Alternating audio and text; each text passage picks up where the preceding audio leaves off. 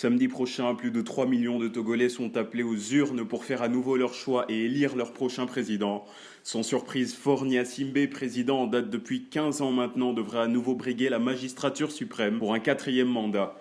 Lui est au pouvoir depuis 2005 et sa famille dirige le pays depuis plus de 25 ans. Le candidat de la majorité a rassemblé de grandes foules lors de ses meetings, notamment dans son fief et même dans les bastions les plus contestataires comme à Sodoké, ville située dans le centre-nord du pays. Parmi l'opposition composée de 6 candidats, on compte évidemment Jean-Pierre Fabre, leader historique de l'Alliance pour le changement et qui avait revendiqué la victoire lors des présidentielles de 2010 et 2015.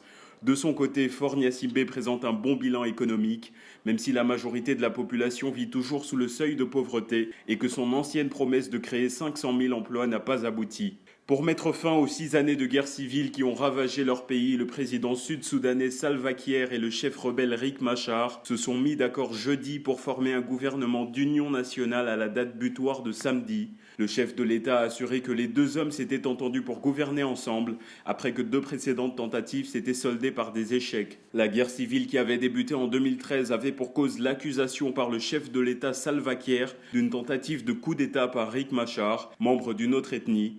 Par la suite, les violents combats avaient opposé les forces de Riek Machar à la garde présidentielle de Salva Kiir dans la capitale Djouba en 2016. Comme le stipule l'accord de paix signé à Addis Abeba en septembre 2018, le président soudanais devra dissoudre le gouvernement et nommer Riek Machar au poste de vice-président. Selon le chef de l'État, ce changement apportera la paix dans le pays. Les États-Unis ont salué cet accord d'une grande maturité.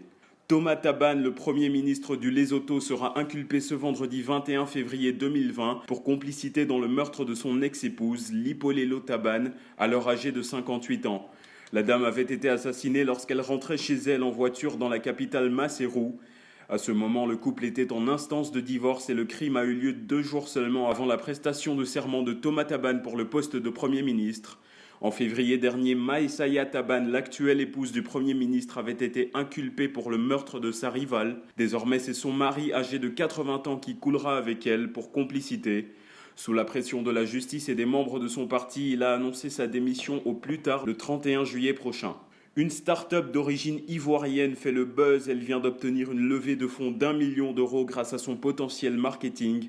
Elle s'appelle Africrea et elle est spécialisée dans les produits de beauté, l'artisanat ou encore la haute couture africaine. Avec plus de 300 000 followers sur Instagram, la marque a définitivement conquis le cœur de milliers de clients à travers le monde.